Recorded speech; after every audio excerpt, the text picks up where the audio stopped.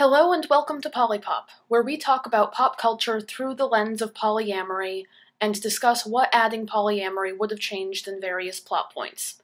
For today's episode, we will be talking about King Henry VIII, his wives, his lovers, his wives' rumored lovers, and what all could have happened instead.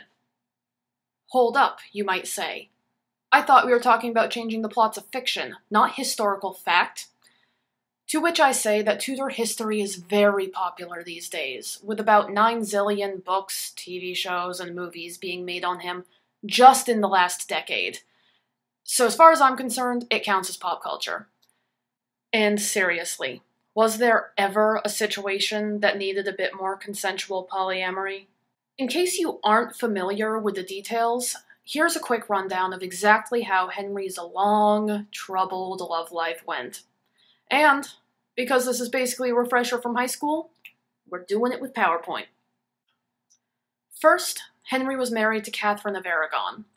They were happy together for a great number of years, and Aragon was a really popular queen with the people of England as well. The problem is, she kept having stillborn children, or girls. This was a really big problem when you're a king trying to beget an heir. So when Aragon reached menopause, her days were numbered. At some point during this time, Henry had a son with his mistress, Bessie Blount, so it was proven that he was capable of producing sons himself, and it was not his biological fault. Also, no one ever created a portrait of the king's main whore, so that picture right there is of my college roommate portraying Bessie Blount at the Maryland Renaissance Festival a few years ago. She's also a fellow YouTuber, so go check her out. I'll put a link somewhere. Along came Anne Boleyn, who was pretty much the original Manic Pixie Dream Girl, who, amongst other things, was still of childbearing years. Henry literally started a new religion so that he could A, marry her, B, have any children from her be declared legitimate, unlike Bessie Blount's kid, and C, not have to take shit from the Roman Catholic Church anymore. So how do you get rid of a wife that's done nothing wrong except to get old?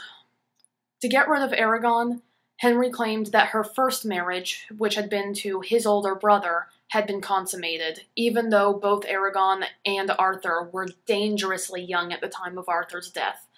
And he used that as a reason that his marriage to her was null and void, because somewhere in the Bible it says you cannot marry your brother's wife. Unfortunately, after irreparably changing the face of the world in the name of this new marriage to Anne Boleyn, Anne gave birth to a girl, not a boy like she was supposed to. If Henry was going to get his heir, he was going to have to try again. Again, the best way to get rid of a wife was to accuse her of boning someone she shouldn't have. So several adultery accusations and at least one incest accusation later, Anne was pretty much toast.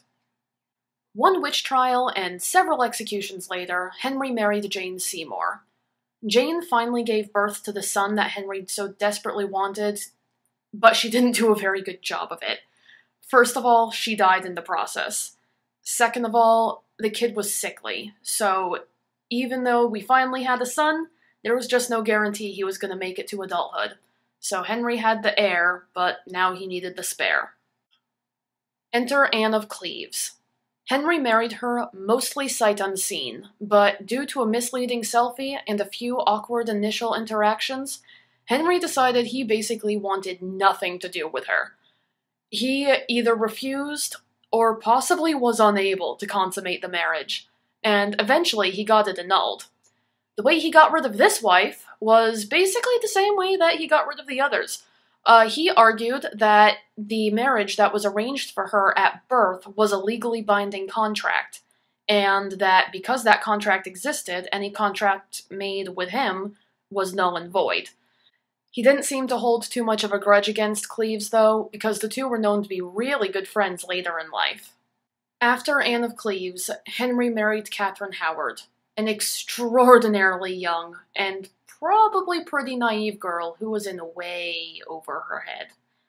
By this time, Henry was getting on in years, and he was in pretty poor health.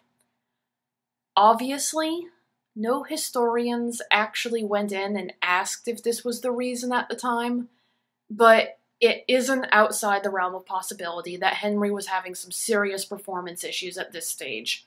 That would explain Anne of Cleves perfectly just fine.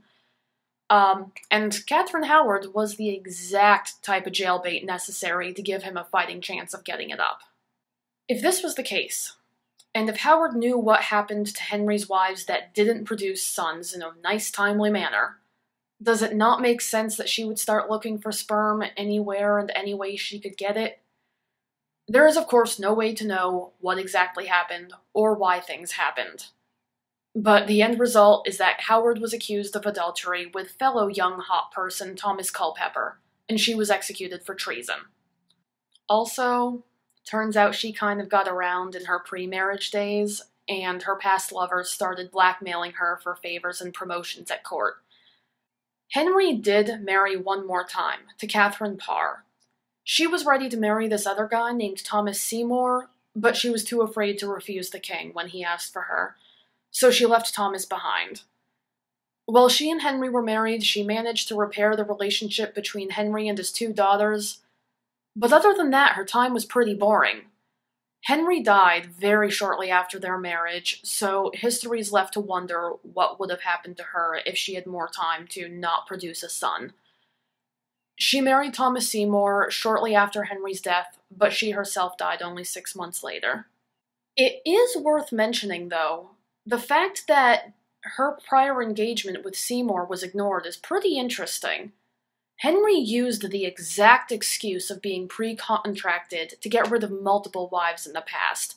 That was the entire basis for the legal argument against his marriage to Anne of Cleves, and it made an appearance in the argument against Catherine Howard as well.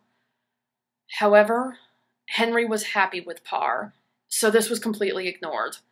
Hell, Parr even showed symptoms of being a heretic under Henry's precious Church of England, but she didn't rock the boat within the marriage, and Henry was happy with her, and he was kind of sick of killing off wives at that point. So basically, Catherine Parr was allowed to do whatever. So all of that is what did happen.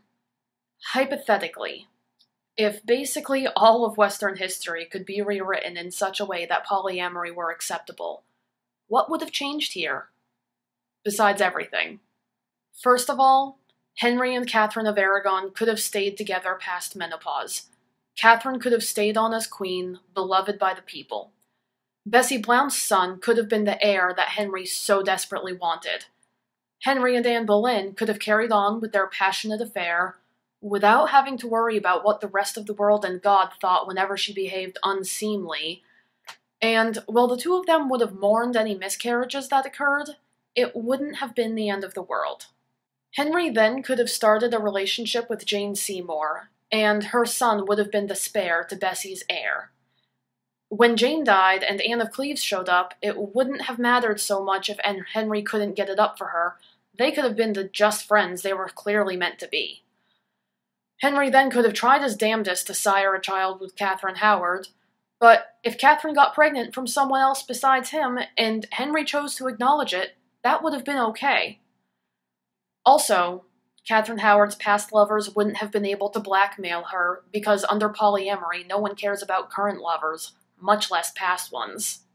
With all these women still at Henry's side, Catherine Parr would have never needed to enter the fray, and she could have married Thomas Seymour as originally planned. Or maybe she could have married Henry and Thomas too.